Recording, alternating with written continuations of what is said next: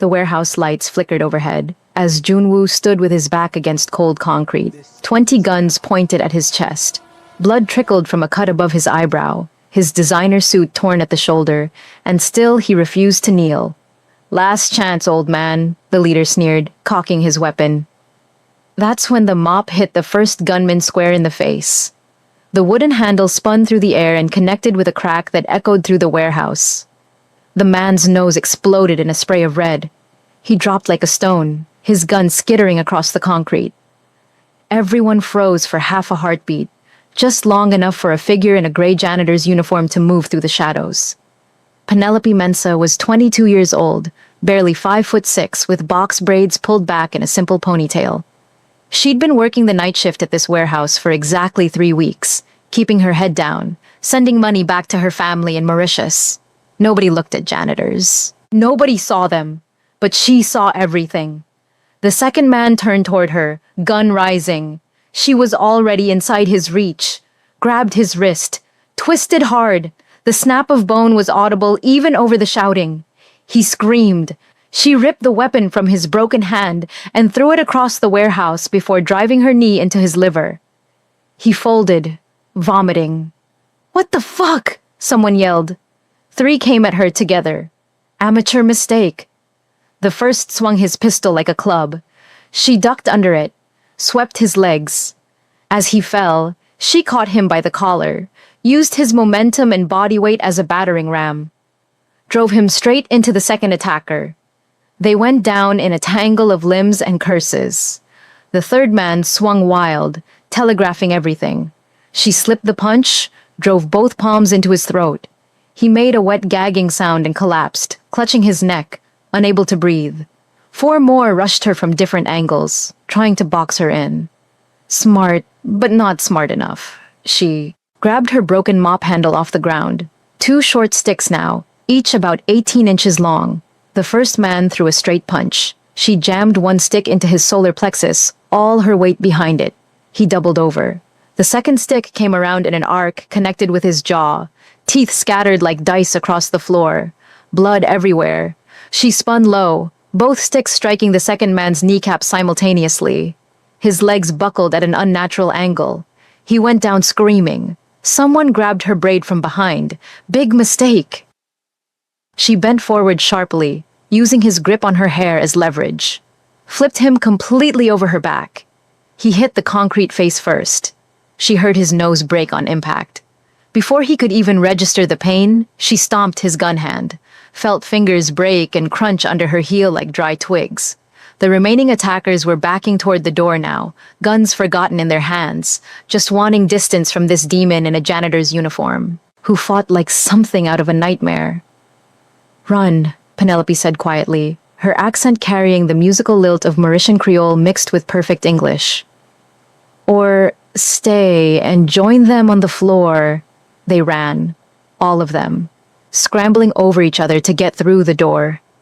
The whole fight had taken 2 minutes. Penelope stood there breathing hard, her uniform dusty and splattered with other people's blood, one braid falling loose across her face. She turned to look at Junwoo, her dark eyes meeting his with an expression he couldn't quite read.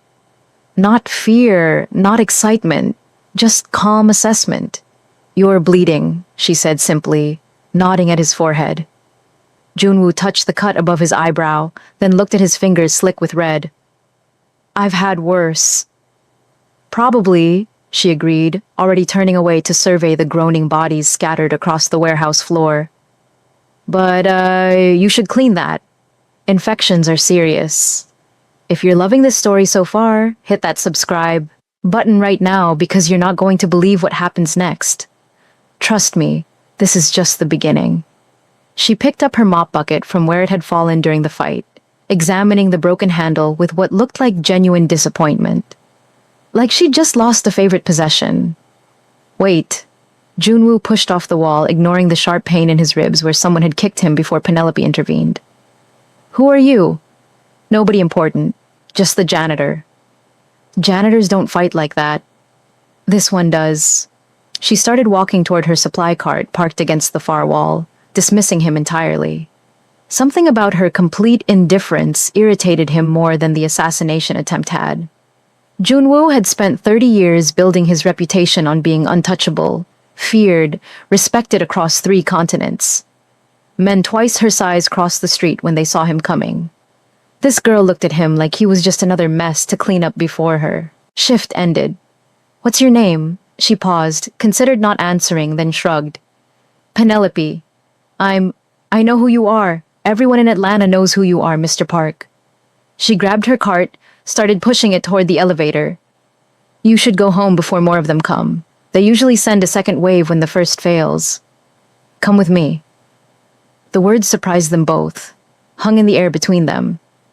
Penelope turned back, one eyebrow raised. "Excuse me?" "Come with me. I can offer you a job. Better pay than this." He gestured at the warehouse, the bodies, the blood. "Safer too." She laughed, but there was no humor in it. Just weariness. "No thank you. I have 3 more floors to clean tonight, and I can't lose this job. My family in Mauritius depends on the money I send home. I'm offering you a better one, more money than you make here in a year." "As what? Your bodyguard?" She shook her head, braids swaying. "I'm not interested in your world, Mr. Park. I just wanted to make sure nobody died in my warehouse tonight. Creates paperwork. Makes my boss ask questions I don't want to answer. Despite everything, the pain, the betrayal, the fear," Junwoo smiled. Actually smiled. Something he hadn't done in months. "Your warehouse?" "I clean it every night, don't I? That makes it mine between midnight and 6 a.m. She met his eyes directly.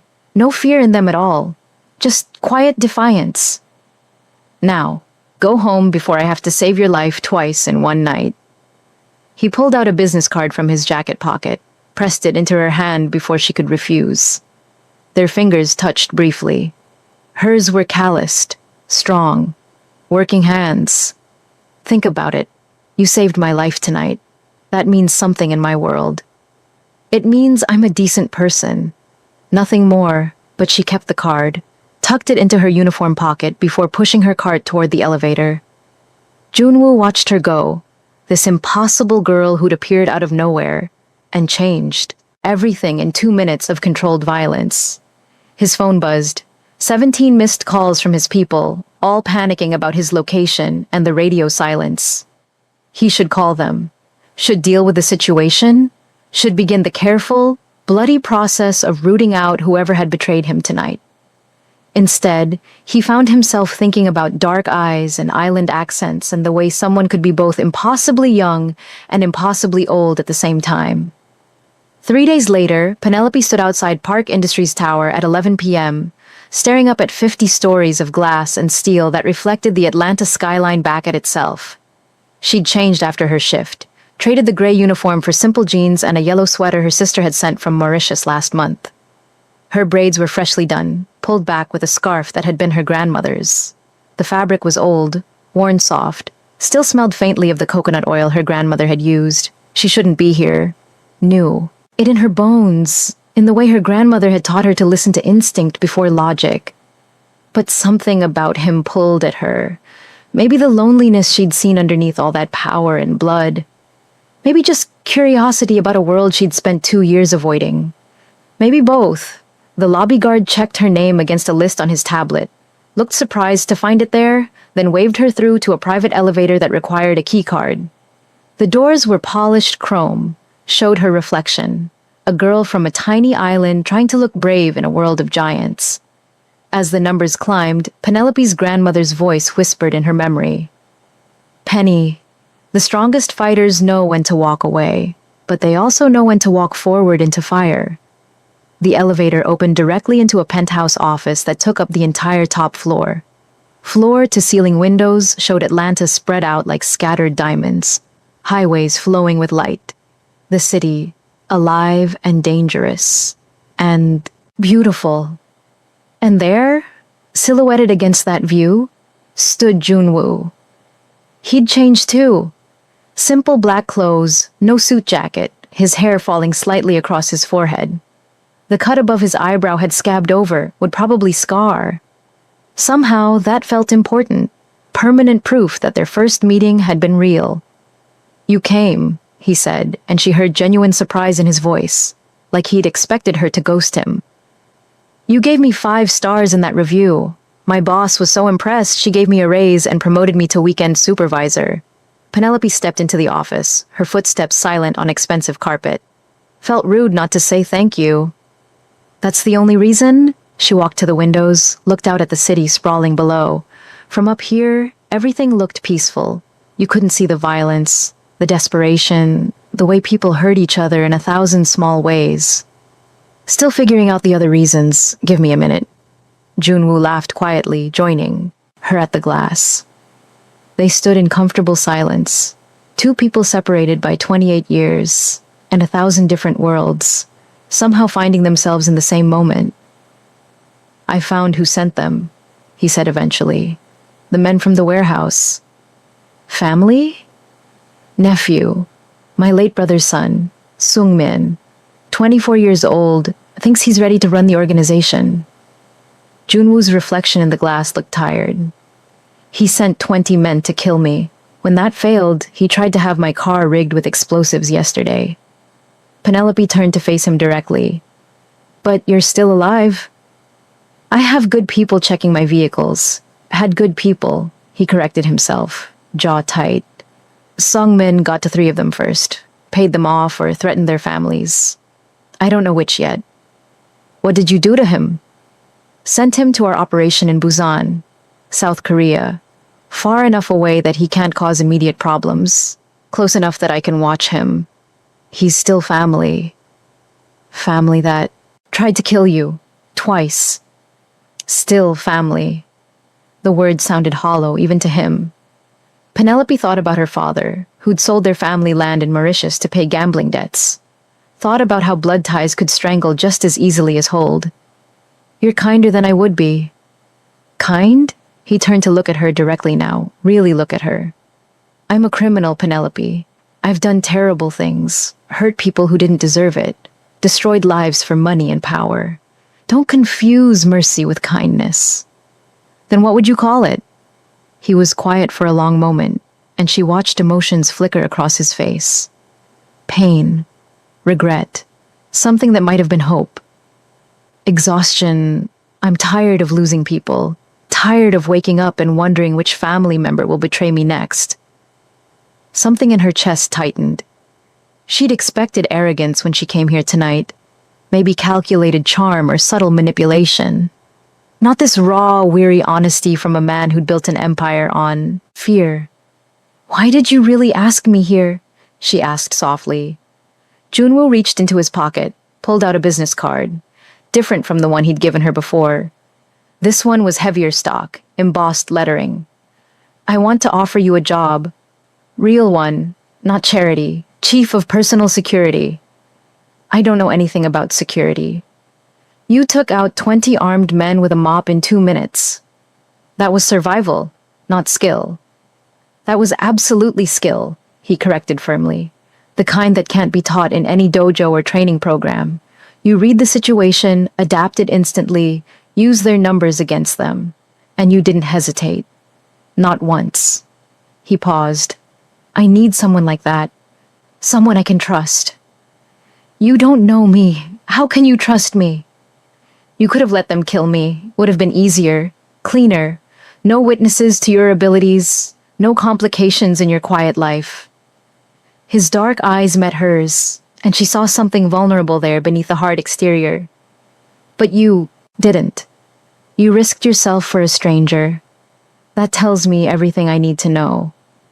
Or maybe I just don't like seeing people die in my warehouse. That too, but I think it's more than that." He held out the card. "I'm offering you 200,000 a year, full benefits, housing stipend if you want it. You'd coordinate my security team, manage threat assessment, keep me alive. In return, I stay out of your way, and you get enough money to bring your whole family to America if you want." Penelope looked at the card but didn't take it yet. 200,000. She made 19,000 cleaning warehouses, sent most of it home. With that kind of money, her mother could see a real doctor for her diabetes. Her little brother could go to university. Her sister could leave the fish cannery that was slowly destroying her lungs. But nothing came free in this world. Especially not from men like Junwoo. What's the catch? You'll be a target. Anyone who wants to hurt me will eventually try to go through you. It's dangerous work. And if I say no? Then you say no, I'll leave you alone, keep paying your warehouse to give you excellent reviews, and you go back to your life. He smiled slightly. But I think you're tired of cleaning floors, Penelope. I think you came to America looking for something more than night shifts and wire transfers home. He wasn't wrong. She'd left Mauritius 2 years ago with her grandmother's blessing and $300 in her pocket, determined to see the world, to be something more than another girl from the coast who married young and died old in the same village where she was born. But America had been harder than she expected. Lonelier. The dreams she'd carried across the ocean felt smaller here, worn down by bills and bus rides and the weight of everyone depending on her. I need to think about it, she said finally.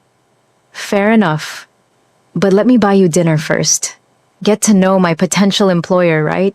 There's a Korean place in Midtown, best bibimbap outside Seoul, open until 2 a.m.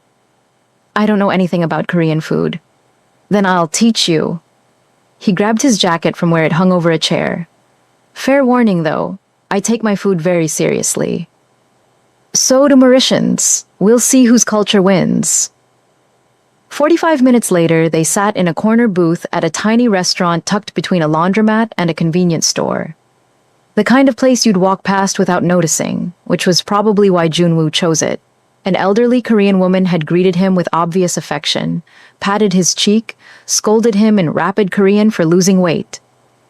When he'd introduced Penelope and explained she'd saved his life, the woman had grabbed both of Penelope's hands and said something long and emotional that needed no translation.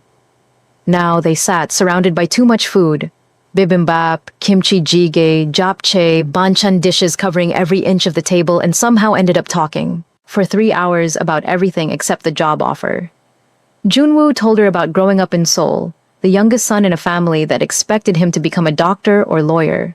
How he'd come to America at 15, barely speaking English and fallen in with the wrong people. Or maybe the right people, depending on how you looked at it. How he'd built his organization from nothing, clawed his way up through blood and strategy, and a willingness to do what others wouldn't. Do you regret it? Penelope asked, mixing her bibimbap the way he'd shown her. The path you chose? Every day, and not at all. He watched her taste the food, saw her eyes widen at the flavors. I have money, power, respect. I've helped people too. My organization runs legitimate businesses that employ hundreds. We protect our neighborhoods, keep worse criminals out. But I've also done things that keep me awake at night. So, yes, I regret it. But I can't imagine who I'd be if I'd chosen differently. Penelope described Mauritius in turn. The beaches where she'd learned to swim before she could walk. Her grandmother's house on the coast, where you could hear the ocean from every room. That constant whisper of waves that was as familiar as her own heartbeat. Fishing with her cousins at dawn when the water was like glass and the sky turned colors that didn't have names. The smell of dal puri cooking, the sound of Sega music at festivals, the way rain came sudden and violent and left everything clean and new. It sounds perfect, Junwoo said, watching her face soften with memory. Nothing's perfect. We're poor, really poor. Most people work in fish factories or sugarcane fields for almost nothing. My father drank away what little we had, then sold our land to pay gambling debts. My mother works 16-hour days and can barely afford her insulin. Penelope set down her chopsticks. But it was home, and I miss it every single day. Do you think you'll go back someday? She considered. This, watching the steam rise from her soup. Maybe, probably, but not yet. I'm not done here. Don't know what I'm trying to accomplish exactly, but I'll know when I find it. That's a very uncertain way to live. My grandmother used to say that life doesn't come with a manual. We're all just improvising and hoping we don't mess up too badly. Penelope smiled, remembering. She was 93 when she died. Told me nobody ever really grows up. We just get better at pretending we know what we're doing. She sounds wonderful. She was. She taught me everything important. How to fight, how to think, how to see people's hearts beneath their words. Penelope's throat tightened. She's the one who taught me the fighting techniques I use in the warehouse. Old Mauritian combat styles passed down through generations. She made me practice every day from the time I was 6 years old. Said women from our family needed to know how to protect themselves. What do you see when you look? At my heart? The question was quiet, vulnerable. Penelope set down her soup spoon, studied his weathered face, his eyes that had seen too much violence and somehow remained capable of kindness. Loneliness, she said finally. So much loneliness, it's like a weight you carry everywhere. Responsibility for people who'd kill you if they thought they could get away with it. A man trying to do right in a world that only rewards wrong. She paused. And underneath all that, stubborn hope. Foolish hope that things can get better, even though everything in your life says they won't. Junwoo was quiet for a long moment. Then, and when you look at your own heart, what do you see there? Fear, mostly, that I'm not strong enough for what's coming. Not smart enough, that I'll let down everyone counting on me. My family, my grandmother's memory, myself. She met his eyes. Especially if I take this job. Especially if I let myself care about keeping you alive. You're already thinking about taking it. Maybe, still figuring it out. Give me a minute. He smiled at that, warm and genuine. You say that a lot. Because it's true. Nothing worth doing comes with instant clarity. When the restaurant started closing, the elderly owner packed them enough leftovers to feed 4 people and hugged them both goodbye. Made Junwoo promise to bring Penelope back soon. In the car, driving through empty Atlanta streets, Penelope asked what the woman had said at the end in Korean. Junwoo kept his eyes on the road. She said you have good energy, that you make the shadows around me less dark, and I should hold on to you because people like that don't come along often. Do I? Make the shadows less dark? He glanced at her, something soft and hopeful in his expression. You're starting to. He dropped her at her apartment complex in Chambly. Modest, clean, the kind of place where people minded their own business and didn't ask questions. Before she could open the door, he reached across, caught her hand gently. Think about the job, he said quietly. But no pressure. I'd rather you said no and stayed safe than said yes for the wrong reasons. Your life is worth more than my convenience. Penelope looked at their joined hands, his scarred and calloused from years of violence, hers smaller but just as strong, marked by work and determination. What if I said yes for the right reasons? What would those be? Still figuring that out. She squeezed his hand once, then let go and climbed out. Walked to her building without looking back, though she felt his eyes following her the entire way, making sure she got inside safely. In her tiny studio apartment, she leaned against the door and let out a breath she didn't know she'd been holding. The business card was still in her pocket. She pulled it out, stared at the embossed lettering that probably cost more than her monthly rent. Her phone buzzed. Unknown number, but somehow she knew. You forgot. Your leftovers. I'll bring them to your next shift if you want. Sleep well, JW, despite everything. The danger, the complications, the absolute certainty that this was a terrible idea. She smiled. 2 weeks crawled by like months. Penelope worked her shifts, sent money home, tried to focus on the familiar routine. But everything felt different now. The warehouse felt smaller. The work felt meaningless. She caught herself looking at that business card a dozen times a day, running her thumb over the embossed letters like a talisman. Her little brother called from Mauritius, excited about a scholarship opportunity. Her mother called, worried about affording her medications next month. Her sister called, coughing from another 12-hour shift at the cannery, pretending everything was fine. On the 13th day, Penelope made her decision. On the 14th day, she showed up at Park Industries at 3 p.m., walked past the surprised receptionist straight to the elevator. The guard tried to stop her until Junwoo's voice crackled through the intercom. Let her up. He was waiting when the doors opened, surprise and something else, hope. maybe relief written across his face. "I'll take the job," Penelope said without preamble. "But I have conditions." "Name them." "1. I'm not killing anyone. Protection only, defense only. You need someone dead, find someone else." "Agreed." 2. I keep my apartment. Don't care how nice your guest rooms are. I need my own space. My own life outside of this. "Reasonable." 3. She paused, met his eyes. "We keep this professional. Whatever happened at dinner was nice. Really nice. But I can't protect someone I'm emotionally involved with. It clouds judgment, makes me hesitate at the wrong moments. So we're employer and employee. Nothing more." Something flickered in Junwoo's expression. Disappointment mixed with understanding and maybe respect. "Of course. Professional. You're right, it's the smart boundary to set." "Good." She stuck out her hand. "When do I start?" He shook it, his grip warm and firm and lingering just a second too long. "Now. We have a security briefing in 30 minutes, then a family council meeting tonight. They'll want to meet you, probably try to intimidate you. Fair warning, my family makes the men in the warehouse look friendly." "I'm not worried. You should be. They eat people like us for breakfast."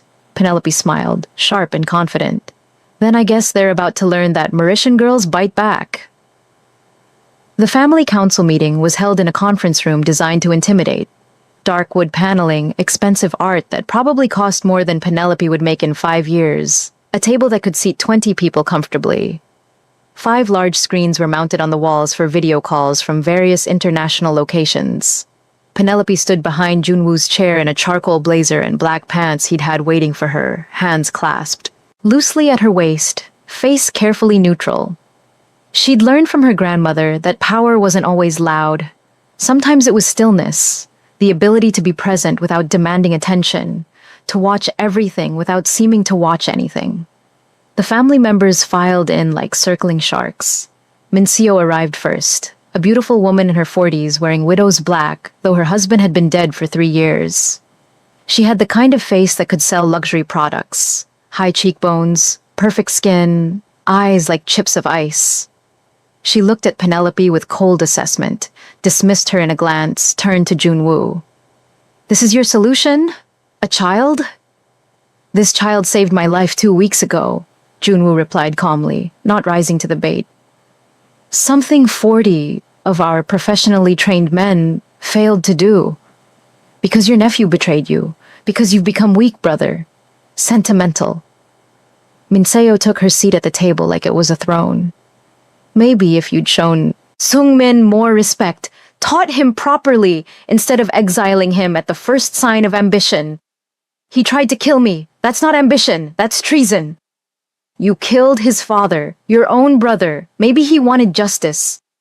His father tried to kill me first. I had no choice." "There's always a choice." Minseo's voice went cold. "You just choose violence every time." Taehyun entered next, younger than Junwoo but prematurely gray, wearing an expensive suit that screamed corporate. He managed the legitimate side of the family business, real estate, import-export, investments. He nodded politely to Penelope, took his seat without comment. Smart, she decided, watching and waiting before forming opinions. The screens flickered to life one by one. Sungmin appeared in the first, calling from Busan, his young face twisted with barely concealed resentment. He looked like Junwoo might have at 24, handsome, ambitious, angry at the world. Uncle Dongwon appeared in the second screen, elderly and sharp-eyed, calling from Seoul. His face was a roadmap of wrinkles, each one earned through decades of surviving in their world. 3 other faces Penelope didn't recognize filled the remaining screens, relatives from other branches of the family, all watching with predatory interest. Junwoo stood. "Thank you all for coming on short notice. I'm introducing my new head of personal security, Penelope Mensah. She'll be coordinating all protection details moving forward." Silence, the kind that felt like a living thing. Then Sungmin laughed from his screen, the sound cruel and young. "A woman? An African woman? Uncle, have you completely lost your mind, or are you just thinking with something other than your brain?" The insult hung in the air. Penelope felt every eye in the room shift to her. waiting to see if she'd react, if she'd prove herself weak. She didn't move, didn't speak, just stood there with that same neutral expression, like Sung-min was a fly buzzing somewhere in the distance, annoying but ultimately insignificant. Be very careful, nephew, Junwoo's voice dropped dangerously low. She's the reason you're in Busan instead of a grave. I'd suggest showing respect. You should have killed me. At least then I'd know you still had your edge. Your family. Family you exiled. Family you betrayed. Uncle Dongwon's voice cut through the argument like a knife, speaking in rapid Korean. Junwoo responded in the same language, the conversation heated and fast. Penelope understood none of the words, but read the body language perfectly. Dongwon was testing, probing for weakness, making judgments. Finally, the old man switched to English, his accent thick but his words precise. This girl, show us her skills. I want to see what we're trusting with our lives. That's not necessary, Junwoo started, but Penelope stepped forward. It's fine. She looked around the room, pointed at Taehyun. You, attack me, for real, not practice, like you mean to hurt me. He blinked, genuinely surprised. Excuse me? Attack me, seriously. Pretend I'm an assassin coming for your cousin. Stop me. Taehyun looked at Junwoo, who nodded slowly, curiosity replacing concern. The businessman stood, removed his expensive jacket, draped it carefully over his chair, adopted what was probably meant to be a fighting stance, feet too wide, weight too far back, shoulders telegraphing every move before he made it. Penelope didn't move, just watched him with those dark, calm eyes. He threw a punch, careful at first, not wanting to actually hurt her. She caught his wrist mid-strike, twisted gently, and suddenly he was on his knees, his arm locked in a position that would snap the elbow if she applied just a bit more pressure. The whole movement took less than a second. Too slow, she said conversationally, like she was discussing the weather. You telegraph your moves with your shoulders. Anyone trained would see that coming from across the room. And never go high first when you don't know your opponent's capabilities. You're off balance, easy to counter. Start low, test their defenses, then adapt. She released him. Taehyun stood slowly, rubbing his wrist, looking at her with new eyes that held both respect and wariness. Anyone else? Penelope asked the room. Minseo stood next, her movements fluid and predatory. I have a question. Go ahead. My brother-in-law is 50 years old. You're what? 23? 22. 22. Minseo smiled, but it didn't reach her eyes. How do we know you're not just another young girl trying to get close to a powerful man for the wrong reasons? Pretty girl, lonely widower, we've all seen this story before. It usually ends badly. Penelope felt anger flicker, but kept her voice level, professional. Ma'am, if I wanted power or money, there are easier ways to get it than potentially dying every day for someone I barely know. And if you're implying something inappropriate, save your breath. I'm here to do a job. Keep him alive, that's all. But you'd like it to be more, wouldn't you? Sung-min called from his screen, his tone mocking. I can see it in how you look at him. I bet you're already counting the money, planning how to... Junwoo's fist slammed on the table hard enough to make the water glasses jump. Enough. Am I wrong, Uncle? Tell me I'm wrong. The room fell silent. Everyone looked between Junwoo and Penelope, measuring the space between them, the tension that hummed like a live wire, looking for cracks in the professional facade. Ms. Mensah has been offered a professional position and has accepted under strictly professional terms, Junwoo said carefully, each word chosen with precision. What any of us might feel personally is irrelevant to her qualifications, which are beyond question. She's the most capable person I've met in years. But you do feel something, Minseo pressed, leaning forward like a cat that spotted a mouse. Don't you, brother? That's what this is really about. Not her skills, your loneliness. Enough, Uncle Dongwon's voice cut through again. I don't care about romance or feelings or whatever emotional nonsense you're all dancing around. Hire the girl. Don't hire her. It's Junwoo's decision. but resolve whatever this is before it becomes a liability. He leaned closer to his camera, his old eyes hard as stone. Emotion is weakness in our world. Weakness gets people killed. I've buried 3 sons who made decisions with their hearts instead of their heads. Don't become the 4th. The old man disconnected. One by one, the other screens went dark until only Sung-min remained, his smile poisonous. "Enjoy it while it lasts, uncle," he said softly. "Eventually, everyone you trust betrays you. It's family tradition." His screen went black. Minseo gathered her things, an expensive purse, a phone that probably cost more than Penelope's entire wardrobe, and paused by the door. For a moment, something shifted in her expression. Not quite kindness, but something close to it. "For what it's worth," she said to Penelope, not looking at Junwoo, "I hope you're as good as you seem. My brother-in-law deserves someone watching his back who actually cares whether he lives or dies." She paused. "Just be careful. This family destroys everything beautiful it touches. Always has." Then she left, her heels clicking away down the marble hallway. Taehyun followed with an apologetic nod toward Penelope. Then they were alone. Penelope sat down heavily in one of the expensive leather chairs, suddenly exhausted. "Well, that was fun?" "I'm sorry," Junwoo said quietly, still standing, his hands gripping the back of his chair. "They had no right to speak to you like that. The insinuations, the disrespect. They had every right. They're your family. They're protecting you in their own messed up way." She looked up at him. "And they're not wrong to be suspicious. There is something between us, even if we're not acting on it." "Does that bother you?" "Yes, because it makes my job harder." She stood, paced to the windows. "Be honest with me.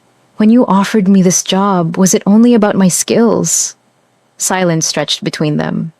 "Junwoo, I need to know." "No," he admitted finally, the word heavy. "Not only.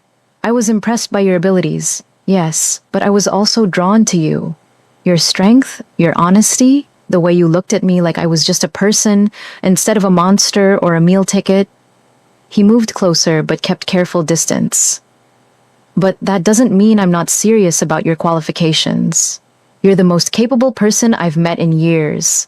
The fact that I also enjoy your company, that I think about you more than I should, that seems like a bonus, not a problem.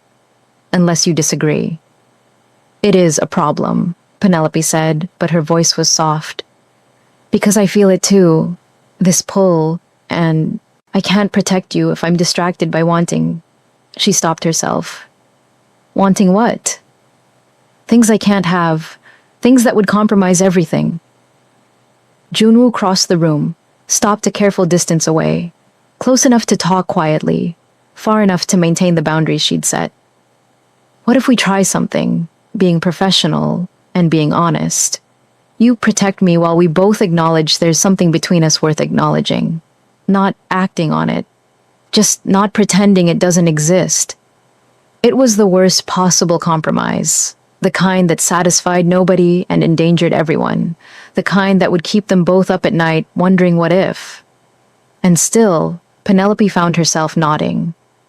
"Okay, we can try, but the job comes first. Your safety comes first. If I ever think these feelings are compromising my judgment, I walk away. Deal?" His smile was soft, relieved, grateful. "Deal."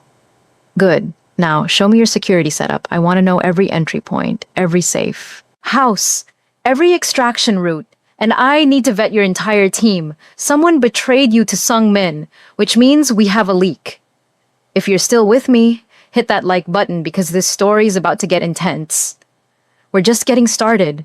The next 4 weeks were a crash course in Junwoo's complicated, dangerous world. Penelope learned his schedule down to the minute, memorized his routines, studied the patterns of his life like she was preparing for the most important exam she'd ever take. She attended meetings, stood in corners watching everything, cataloged faces and behaviors, and the micro-expressions that revealed when someone was lying. She was good at it. Frighteningly good. Within the first week, she'd identified the leak. one of Junwoo's drivers who'd been feeding information to Sung-min for months. The man broke down crying when confronted, said they'd threatened his daughter, shown him pictures of her walking home from school.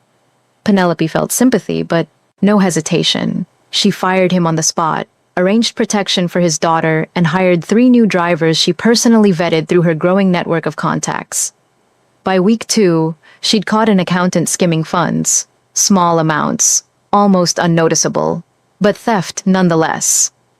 By week 3, she'd identified a rival organization planning to move on their territory and helped coordinate a response that ended without bloodshed, but with very clear messages sent.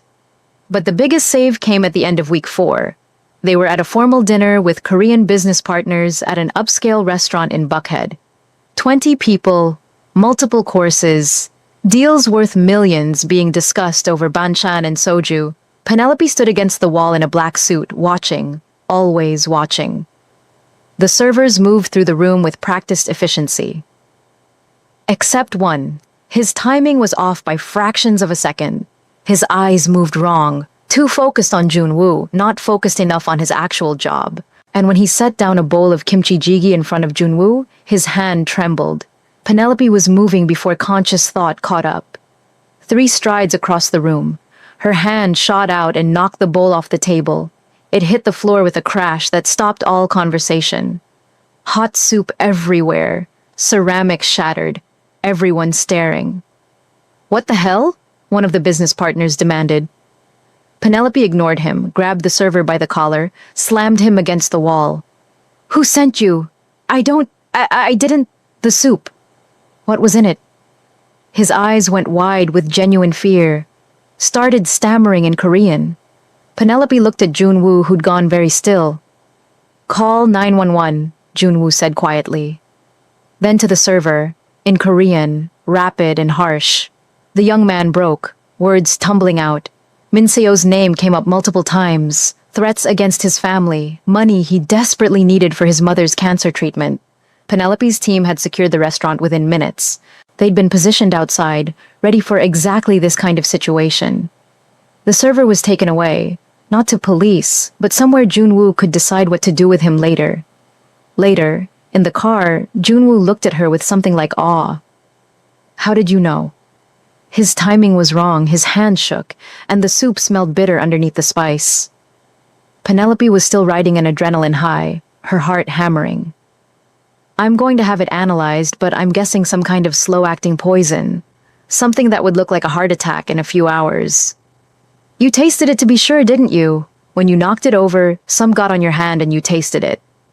She didn't answer, which was answer enough. Junwoo grabbed her hand, examined it. There was a small red mark where the hot soup had splashed her. "If it was poison, then I ingested a tiny amount. I'll be fine, better me than you. I'm younger, stronger, and expendable." "You're not expendable." His grip on. Her hand tightened. "Don't ever say that again." They drove in silence to his apartment, a penthouse in Buckhead with security that rivaled Fort Knox. Penelope had upgraded it further in the past month, added cameras and sensors and protocols that turned it into a fortress. Inside, Junwoo made her drink water, lots of it, to flush anything toxic from her system. Made her sit while he examined her hand under the light, checking for burns, or worse. His touch was gentle, careful, and Penelope felt her carefully constructed walls start to crack. "You shouldn't have done that," he said quietly. "Done what?" "Risked yourself. That's not your job." "That's exactly my job. Literally in the job description. Keep you alive at all costs." "The cost isn't supposed to be you." He looked up, met her eyes. I won't lose someone else because of my choices." "You won't lose me. I'm too stubborn to die from a little poison soup." "Penelope? I'm serious. My grandmother to make me drink bitter medicinal teas that would kill a normal person. This was nothing." He smiled despite himself, but his eyes remained worried. They sat there in his kitchen, her hand still in his, the space between them charged with everything they weren't saying. "Minseo is escalating," Penelope said finally, pulling her hand away before she did something stupid. First your nephew, now this. She's not going to stop. I know. So what are you going to do about it? I don't know. Junwoo looked older suddenly, worn down by decades of violence and betrayal. She's family. She's also my brother's widow, and I owe him. You owe him nothing. He tried to kill you. You did what you had to do. I put a bullet in my own brother's head. To save your own life. That's not murder. That's survival. Junwoo stood, paced to the windows that showed Atlanta glittering below them. Do you know what it feels like? To kill family? To look into eyes that share your blood and pull the trigger anyway? No, but I know what it feels like to be betrayed by family. To watch people who should love you destroy everything you've built. Penelope joined him at the window. My father sold our land, our home, everything my grandmother had built over 60 years. Sold it to pay debts he'd hidden from us. When my mother found out, it nearly killed her. Broke something in her that never healed.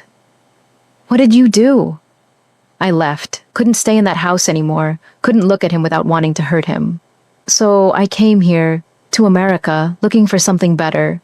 Something clean. She laughed without humor. Instead, I found warehouses to clean and a crime boss to protect. My grandmother would find the irony hilarious. Would she approve? Of this job? Of me? Penelope considered carefully. She'd say you're a man carrying too much weight, that you need someone to help you carry it before it crushes you. She'd also probably threaten to beat you with her wooden spoon if you ever hurt me, and she'd mean it. That woman was terrifying when she wanted to be. She sounds amazing!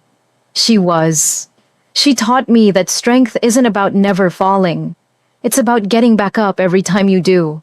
And that kindness in a cruel world isn't weakness. It's the bravest thing there is. Junwoo turned to face her fully. Is that why you saved me? In the warehouse? Kindness? Maybe. Or maybe I just saw someone worth saving. She held his gaze. Someone who tries to be better than his worst choices. That's rare. The air between them felt electric, charged. Junwoo raised his hand slowly, giving her time to pull away. When she didn't, he touched her face gently, his thumb brushing her cheek. This is getting complicated, he said softly. It's been complicated since that first night. What are we going to do about it? Penelope wanted to kiss him. Wanted it so badly every nerve in her body sang with it. But they were standing in his apartment at midnight, adrenaline still pumping from the near assassination. And this wasn't the right moment. Wasn't safe. So instead, she stepped back, put necessary distance between them. We're going to stay professional, she said firmly. And tomorrow, we're going to deal with Minseo before she succeeds in killing you. How? I don't know yet. Give me a minute to think. He smiled at that, sad and warm. You really do say that constantly. Because it's true. Best solutions take time. But time was the one thing they didn't have. The next morning, Junwoo called an emergency family meeting. Not at the office this time, at his personal warehouse in West End, a converted industrial space that only his inner circle knew existed. Penelope had argued against it, said gathering everyone together after an assassination attempt was tactically insane. Exactly why we're doing it, Junwoo had insisted. I'm done hiding, done letting fear run my life. If my family wants me dead, let them try it to my face. That's the stupidest thing I've ever heard. Probably, but I'm doing it anyway. So Penelope had spent the morning turning the warehouse into a fortress.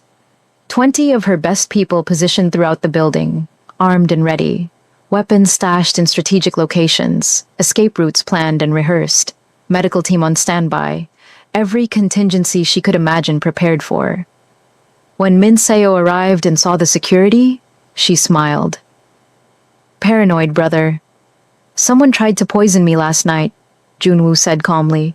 The young man confessed that you paid him. Did he? How convenient. And where is this alleged assassin now? Somewhere thinking about his choices. Somewhere you're torturing him into saying what you want him to say, you mean? Minseo's smile never wavered. I didn't send anyone after you, but I understand why you'd want to believe I did. Easier than accepting that you have so many enemies you can't keep track anymore. The others arrived over the next 30 minutes. Taehyun, looking nervous. Uncle Dongwon having flown in from Seoul overnight, his old face grave. Sungmin appeared on a large screen. He was still in Busan, thank God, too far away to cause immediate problems.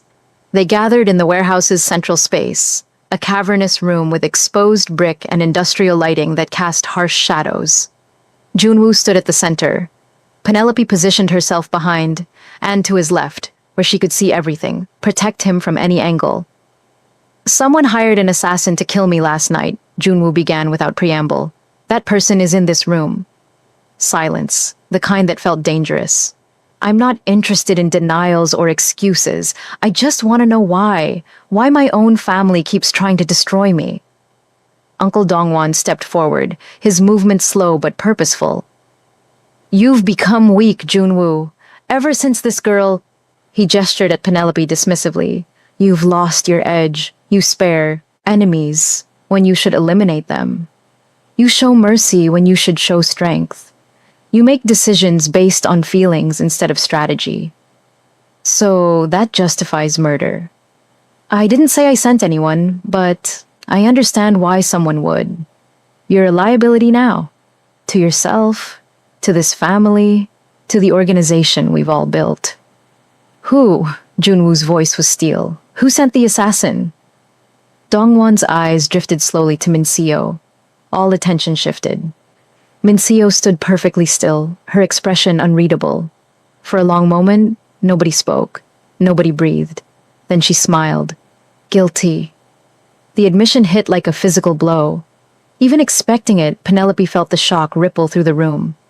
Junwoo's face went carefully blank. Why? Because you killed my husband. Minseo's voice was steady, almost calm. 3 years ago, you put a bullet in his head and then you held me at his funeral and told me it would be okay. Like you were some kind of hero. Like you hadn't just destroyed my entire world. Your husband tried to kill me first. It was self-defense. It was murder. There's always another choice, always another way. But you chose violence. You always choose violence. Her calm cracked, voice rising. He was everything to me. My partner. My love, the father of the child I was carrying.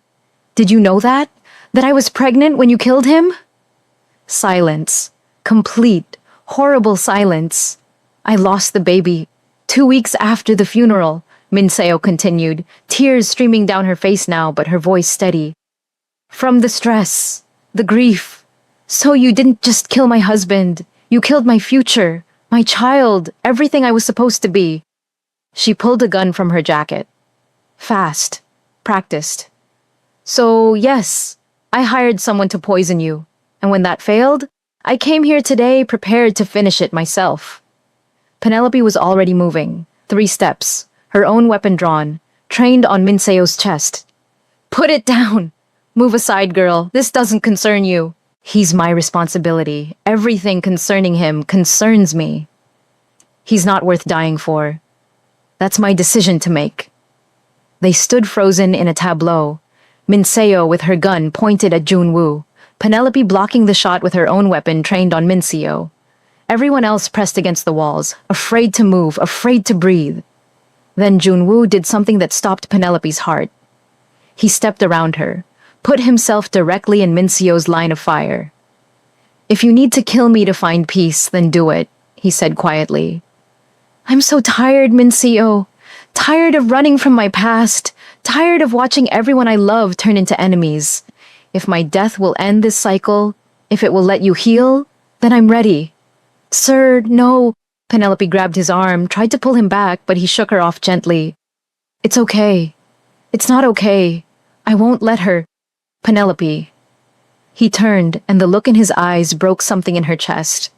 So much sadness and affection. And resignation. Sometimes, the best way to protect someone is to let them make their own choices. Even the bad ones. Even the final ones. I didn't sign up for this. Didn't agree to watch you commit suicide. I know. I'm sorry. He faced Minseo again. I loved him too. Your husband, my brother. He was brilliant, and funny, and kind when he wanted to be. And I killed him because he didn't give me a choice. But I've lived with that choice every day since. It haunts me. His face haunts me. His voice cracked.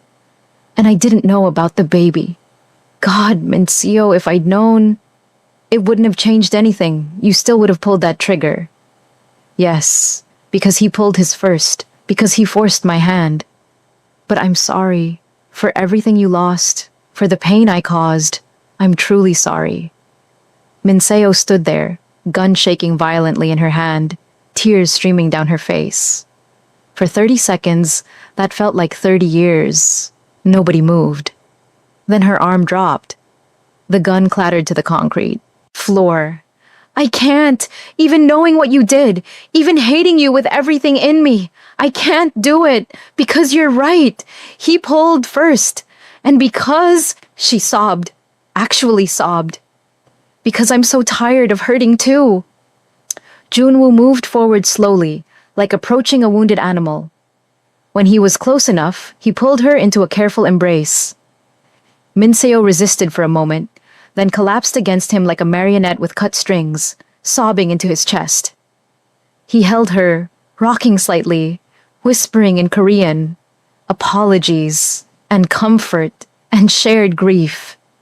Penelope holstered her weapon with shaking hands. She'd been prepared to shoot Minseo, would have done it without hesitation, put a bullet in another human being to protect Junwoo. The realization left her cold and shaking. This job was changing her into someone she didn't recognize. The others in the room slowly relaxed.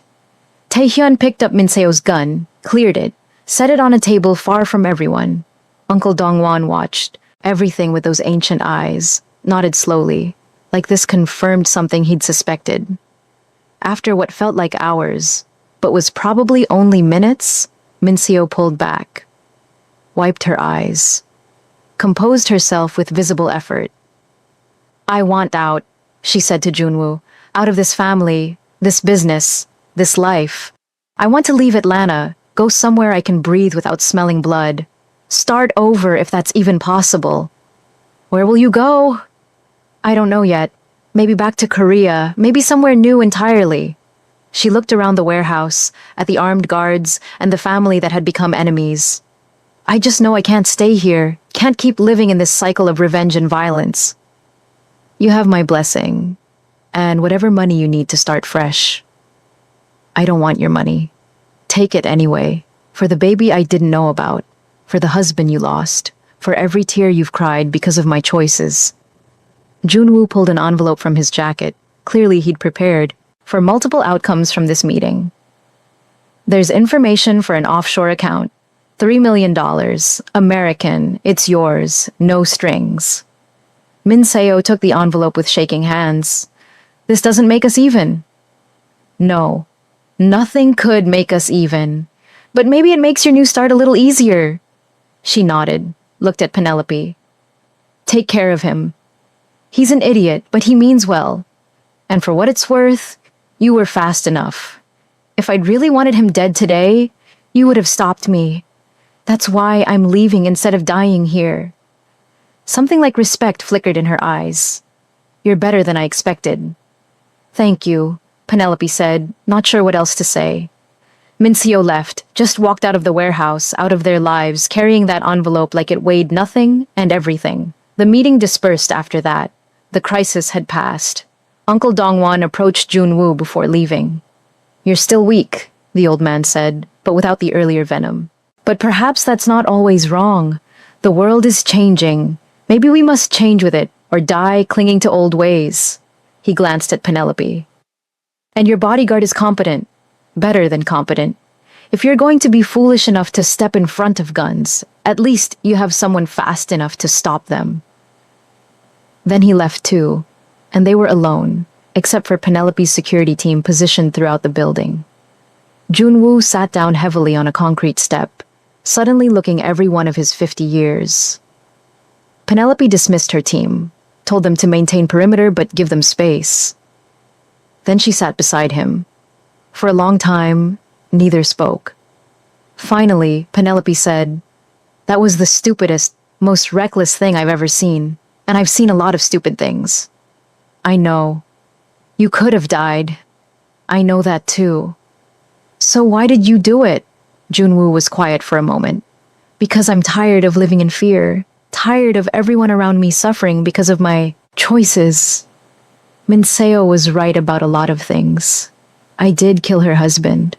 I did destroy her life. Maybe I deserved whatever she wanted to do to me. You don't get to decide you deserve to die. Not while I'm responsible for keeping you alive. I'm sorry for putting you in that position. You should be. Penelope's voice cracked slightly. I was going to shoot her, was half a second from pulling the trigger, would have killed someone to protect you, and I've never killed anyone in my life. He turned to look at her, really look at her. I'm sorry. Stop apologizing and start thinking. What if she hadn't stopped? What if she'd pulled the trigger anyway? Then you would have stopped her. You're fast enough. What if I wasn't? What if I hesitated just for a moment because I couldn't? She stopped, swallowed hard. Because I cared too much to think straight. Penelope, no, let me finish. She stood, paced away from him. This is why I said we needed to stay. Professional. This right here. Because when I thought she might kill you, when you stepped in front of that gun, something in me broke. And I can't protect you if I'm breaking. Junwoo stood too, moved toward her. Then maybe you shouldn't protect me. What? Maybe this was a mistake. The job, the proximity, all of it. Maybe you should walk away before this world destroys the good person you are. Don't you dare! Penelope spun to face him, anger flashing hot. Don't you dare offer me that escape route. I took this job knowing what it was, knowing what you were. And I'm staying because... She stopped, the words stuck in her throat. Because why? Because you're worth protecting. Because underneath all the violence and complicated history, you're trying to be better. Because when I look at you, I see someone as lost as I am, and maybe lost people are supposed to find each other. The words tumbled out faster now. And because I think I'm falling for you, which is the worst possible thing that could happen, and I don't know how to stop it. The admission hung between them. Raw, honest, terrifying. Junwoo closed the distance between them slowly, raised his hand, cupped her face gently. I've been falling for you since that first night, when you fought like a warrior and looked at me like I was just a person. Not a monster, not a paycheck, just a person. This is so stupid. We barely know each other. I know, but I've never felt this way about anyone. This pull, this certainty that you're important, that losing you would be worse than any bullet. We can't. I know that too. They stood there, foreheads almost touching, breathing the same air. Every instinct in Penelope screamed to close the distance, to take what she wanted, but she'd made a promise. Professional. Boundaries. So instead, she stepped back, put necessary space between them. We need a rule, she said, her voice steadier than she felt. A real one? If we're going to acknowledge these feelings exist, we need a line we don't cross. Not yet. Not while I'm protecting you. What line? No kissing. No intimate contact beyond friendly. We can be honest about how we feel, but we don't act on it until the danger passes. Until I'm not responsible for keeping you alive anymore. And when will that be? I don't know, but I'll know when we get there. Junwoo smiled, sad and understanding. Okay, no kissing until you say it's safe. I can live with that. Can you? For you, I'd wait forever. The words hit harder than any physical touch. Penelope felt tears prick her eyes, but blinked them back. You're making this very difficult. Good. You're worth being difficult for. Her phone buzzed, shattering the moment. She pulled it out, read the message, and her expression went hard. We have a problem. What kind of problem? Someone just broke into your main office, stole files, copied documents, Financial records going back 15 years. Very professional job. They knew exactly what they were doing. Who? Unknown, but Detective Chen is there now and she wants to talk to you immediately. They drove to Park Industries Tower in tense silence, both lost in thought. By the time they arrived, Penelope had already called in her team, started gathering intel, building a picture of what happened. Detective Chen met them in the lobby, same tired-looking woman from before, sharp eyes missing nothing. She took in how Penelope positioned herself between Chen and Junwoo, how her hand never moved far from her concealed weapon. Mr. Park, your security system was disabled between 2 and 4 this afternoon. Very professional. They accessed your private office, bypassed your safe, copied files from your computer. What files? Penelope asked. We're still determining that. But from what your IT team can tell, someone accessed financial records going back 15 years, transactions, partnerships, acquisitions. Chen looked directly at Junwoo. The kind of information someone might use to build a case, either legal or otherwise. You think someone's investigating me, Junwoo said flatly. I think someone's gathering ammunition. Whether they plan to use it with law enforcement or against you personally, that's the question I can't answer yet. She paused. Off the record? Whatever's coming, it's big. Someone with serious resources is making a move. Watch your back.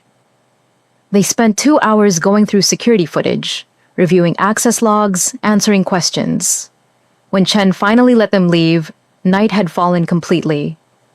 In the car, Junwoo made calls in rapid Korean to various people across his organization. When he finally hung up, his expression was grim. Taehyun is missing, hasn't answered his phone in 8 hours. His wife says he left this morning for a meeting and never came back. You think he's involved in the break-in? No. Taehyun's many things, but he's not a thief. Which means whoever broke in took him too. This is coordinated. Someone's making a move on the entire organization. Who has the resources for something like this? Junwoo pulled out his phone, showed her photos of 3 different men. Shortlist. Could be the Chen family out of Chinatown. They've been trying to expand into our territory for years. Could be the Volkov operation running drugs through the port. They have Russian mob connections. Or someone inside my own organization who's been planning this for months. Someone I trusted. Penelope's hands tightened on the steering wheel. How many more betrayals can one family hide?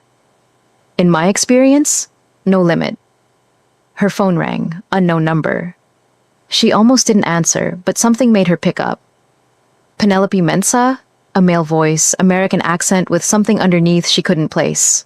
Professional, educated, but cold. I have something you want. Who is this? The person who has Taehyun. He's alive, unhurt, and will stay that way if you follow instructions exactly. Junwoo leaned forward. What do you want? Mr. Park. Perfect. Saves me a call. I want you to meet me tomorrow at noon. Hartsfield-Jackson Airport, International Terminal, Gate E27. Come alone. Well, you can bring your lovely bodyguard. I'd like to meet the woman who's caused so much trouble for my plans. What plans? Who are you? Tomorrow. Noon. Don't be late. The line went dead. Penelope pulled into an empty parking lot, killed the engine. Her mind was already racing through possibilities, threats, contingencies. It's a trap. Obviously. So we're not going. We have to. They have Taehyun, who you don't even like that much. He's always argued against your decisions, questioned your judgment. He's family, and he's innocent in whatever game someone's playing. I won't leave him to whatever fate they have planned. Junwoo met her eyes. I go. You stay here. Coordinate with the team. Prepare for whatever happens next. Not a chance. Penelope? No, absolutely not. We agreed. Wherever you go, I go. That's the deal. The deal was you protect me. Hard to do that if we're both walking into an obvious trap. She wanted to argue, to insist, to use her position as head of security to veto this suicidal plan. But he had a point. Tactically, splitting up made sense. Emotionally, it felt like the worst idea in the world. Give me tonight, she said finally. Let me think, plan, prepare. There has to be a way to do this smart instead of stupid. Okay, tonight. But tomorrow at noon, one way or another, I'm going to that airport. They spent the night at Junwoo's secure apartment, planning and preparing like they were going to war. Because in a way, they were. Penelope called in every favor, activated every resource, built contingencies for contingencies. By dawn, they had a plan. Not a great plan, not even a good plan, but something that might keep them both alive. At 11 a.m., they arrived at Hartsfield-Jackson Airport. Penelope had 20 people positioned throughout the terminal, all disguised as travelers or staff. Another 15 outside in unmarked vehicles. Medical team on standby, escape routes mapped, weapons stashed in bathroom dead drops. Every security camera feed routed to her tablet. She'd turned the busiest airport in the world into her operational fortress. Gate E27 was in a quiet section of the international terminal. They stood in the empty seating area, waiting. Penelope's eyes never stopped moving, cataloging threats, tracking movements, reading body language. Noon came and went. No contact. Maybe they're not coming, Penelope muttered, her hand resting on the weapon concealed beneath her jacket. They're here, just watching, testing to see if we followed instructions, if we brought backup. Junwoo's eyes scanned the terminal. Whoever this is, they're professional. They'll make contact when they're ready. At 12:15, an elderly Korean woman approached, carrying shopping bags like any normal traveler. She sat down 2 seats away from them, pulled out her phone, started scrolling like she was killing time before a flight. Mr. Park, she said without looking at him, her accent thick. Walk to the restroom. 3rd stall from the end. Alone.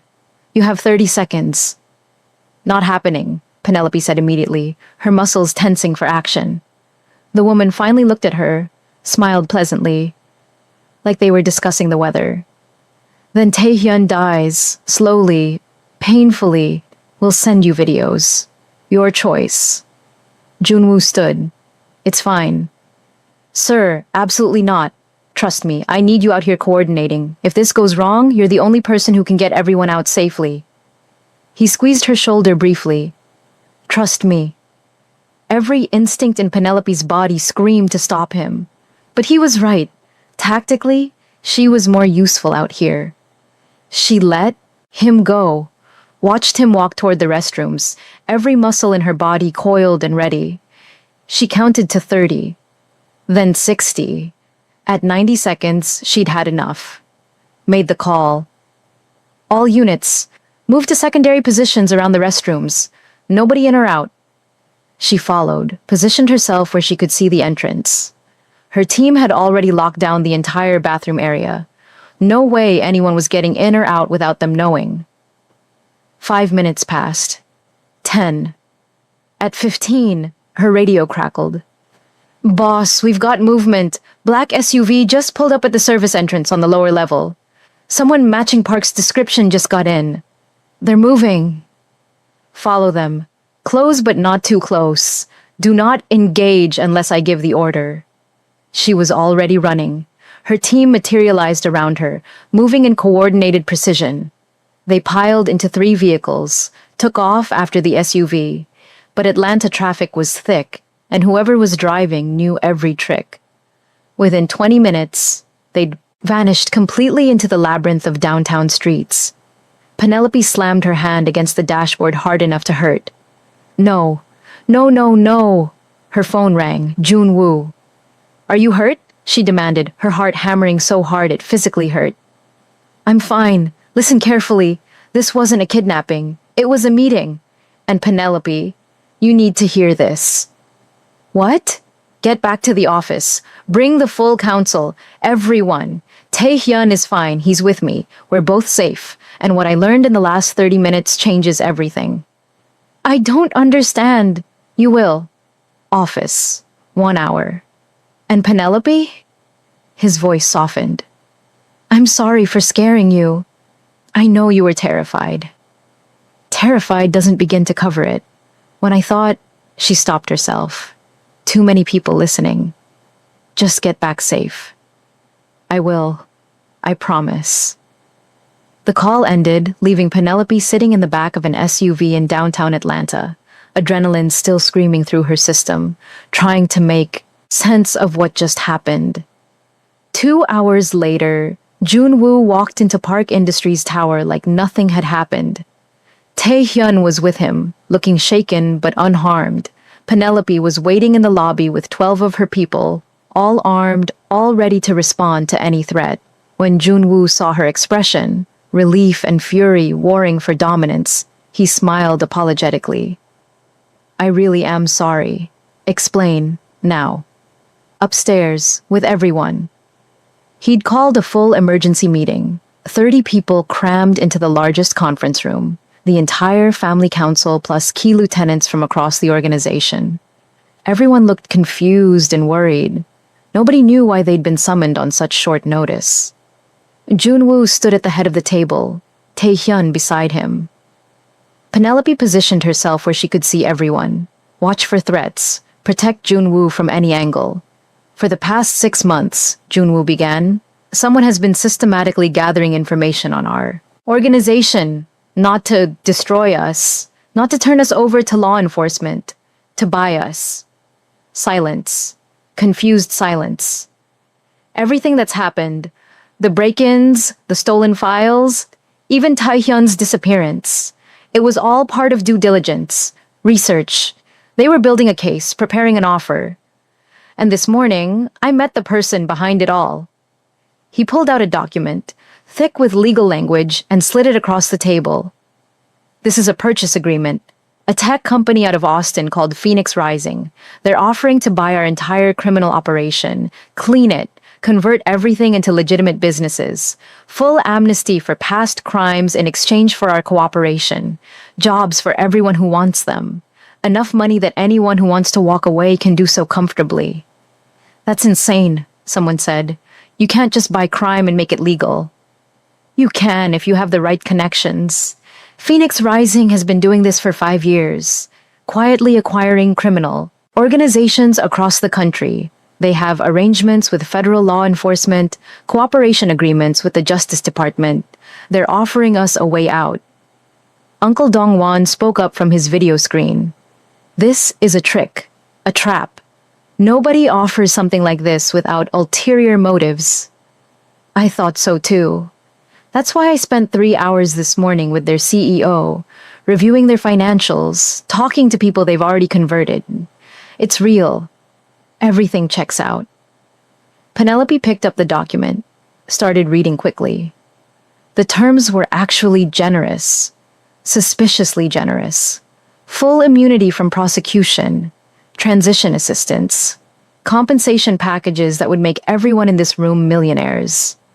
If it was real, it was almost too good to be true. Who's behind this? She asked. Who runs Phoenix Rising? Junwoo pulled up a photo on the screen. A man in his 60s, Korean-American, kind eyes behind wire-rimmed glasses, distinguished looking. Like someone's favorite professor. Kim Seung-ho, former Yakuza enforcer, turned legitimate 30 years ago, built a tech empire worth billions, claims he's trying to break the cycle of violence, says he was where we are once, and someone gave him a chance. Now he's paying it forward. Or it's an elaborate con, Minseo's replacement, a younger woman named Jiyeon, pointed out. Get us to trust them, hand over everything, then destroy us. That's possible, but they already have everything. The files they copied give them enough evidence to put us all away for decades. If they wanted to destroy us, they'd just hand that to the FBI. Instead, they're offering us an exit. The room erupted in argument. Some wanted to accept immediately. Others wanted to fight. A few wanted more time to investigate. Penelope stayed quiet, watching Junwoo, reading his body language. He wanted this. She could see it in how he held himself, the hope carefully hidden beneath professional neutrality. He wanted out of this life, wanted clean hands, wanted to be something other than what 30 years of violence had made him. When the noise died down, Uncle Dongwon spoke again. What do you want to do, Junwoo? Really? I want to accept. Not because I'm afraid of prison, but because I'm tired. He looked around the room, at all these people whose lives depended on his choices. Tired of looking over my shoulder, tired of watching family turn on family, tired of being someone people fear instead of respect. And because his eyes found Penelope. Someone recently reminded me that the strongest thing you can do is choose compassion when everyone expects cruelty. This feels like that choice. What happens to us? Taehyun asked. To all of us? You choose. Take the money and retire. Stay on as employees in the new legitimate business. Or walk away and start fresh somewhere else. Kim is giving everyone options, no judgment. And if we refuse, then he releases the evidence, and we all take our chances with the legal system. But I don't think he wants that. I think he genuinely wants to help. Junwoo paused. I need a decision. We have 72 hours to respond. For the next hour, they debated, argued, examined every angle, but slowly, inevitably, consensus emerged. The vote wasn't unanimous. Some of the older members wanted to fight, wanted to maintain the old ways, but 70% chose to accept the deal. 3 days later, the contracts were signed. Park Industries began the complex, delicate process of going legitimate. It took weeks of lawyers and accountants and tense meetings with federal prosecutors. But slowly, impossibly, it happened. Penelope spent those weeks coordinating security, managing the transition, ensuring nobody decided to cause problems during the vulnerable changeover period. She barely saw Junwoo except in meetings and briefings, both of them too busy managing the chaos to think about anything else. 6 weeks after that meeting, it was done. Park Industries officially became Park Enterprises, a legitimate import-export business with actual legal products and real tax returns. The criminal organization that had existed for 3 decades dissolved like morning fog. Junwoo stood in his office looking at the new corporate charter like he couldn't quite believe it was real. How do you feel? Penelope asked, joining him at the window. It was the first time they'd been alone in weeks. Lighter, like I've been carrying weight for 30 years and just put it down. He glanced at her. And terrified. I don't know how to be anything other than what I was. You learn. Same as everyone else. Will you stay? The question was quiet, vulnerable. I know the job's different now. Less danger, less excitement, mostly just boring corporate security. You might want something more meaningful. Junwoo. She waited until he looked at her. I didn't stay because of the danger. I stayed because of you. That's not very professional. No, it's not, she smiled. And I think maybe our professional obligations just ended. He caught her meaning, hope flaring in his eyes. Are you saying? I'm saying you're no longer a crime boss who needs protecting. You're a legitimate businessman who can hire security like a normal person. Which means I can quit. You're quitting? Effective immediately. Consider this my resignation. She pulled out a paper from her pocket, an actual resignation letter she'd prepared that morning. Set it on his desk. Junwoo's face fell. Oh, I see.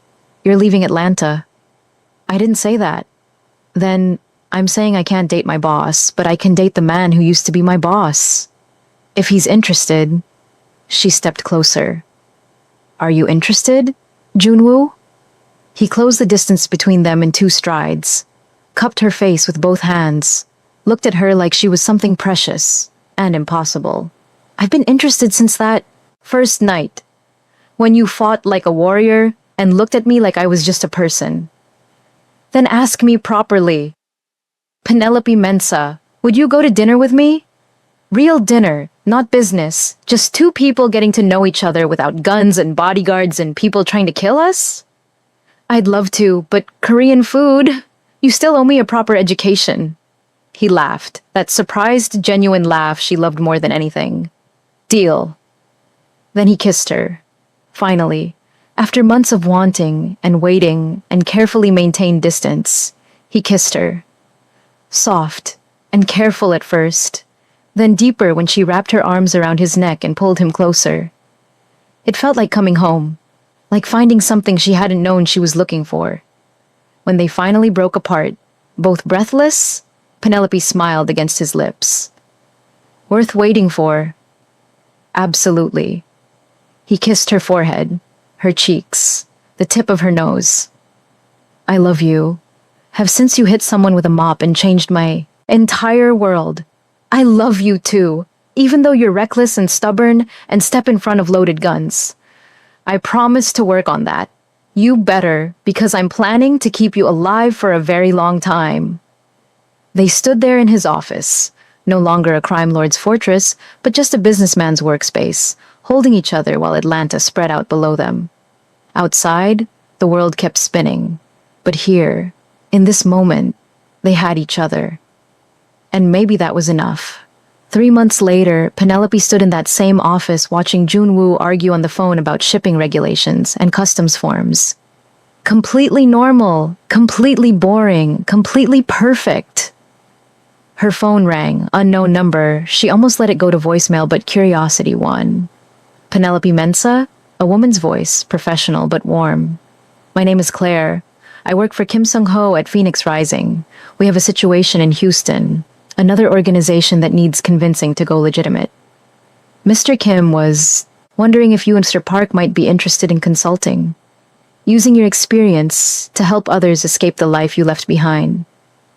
Penelope looked at Junwoo, who'd finished his call and was watching her curiously. It would be dangerous work, Claire continued, but meaningful, helping people find the same second chance you both found. Interested? Can I think about it? Of course. But Penelope, people like you and Junwoo are rare. People who understand violence, but choose compassion. People who can fight, but prefer mercy. The world needs more of that. After she hung up, Junwoo asked, good news or bad news? Not sure yet. Give me a minute to figure it out. He smiled, crossed the room, pulled her into a gentle hug. Take all the time you need. I'm not going anywhere. She leaned into him, feeling safe and understood. Not in Mauritius, not just in Atlanta, but here. With him, building something new. I love you, she said quietly. I love you too. For better or worse, for boring or dangerous, for whatever comes next. They stood there surrounded by shipping schedules and customs forms, building a life from the pieces of their old ones. Some love stories start with fireworks. Some start with danger. Theirs started with a mop and 20 armed men and the recognition that sometimes the bravest thing you can do is choose kindness when cruelty would be easier. And standing there in that ordinary office doing ordinary work, Penelope Mensah from Mauritius and Park Junwoo from Seoul decided that their story was just beginning. So there you have it. From warehouse floors to office towers. From violence to love, from lost to found. If this story grabbed you, if Penelope and Junwoo's journey meant something to you, do me a favor. Hit that like button, drop a comment telling me which moment hit hardest, and subscribe because I've got more stories about people finding light in dark places. Thanks for sticking with me for this whole hour. Now, go out there and be brave like Penelope. The world needs more people who fight for what's right. See you in the next one.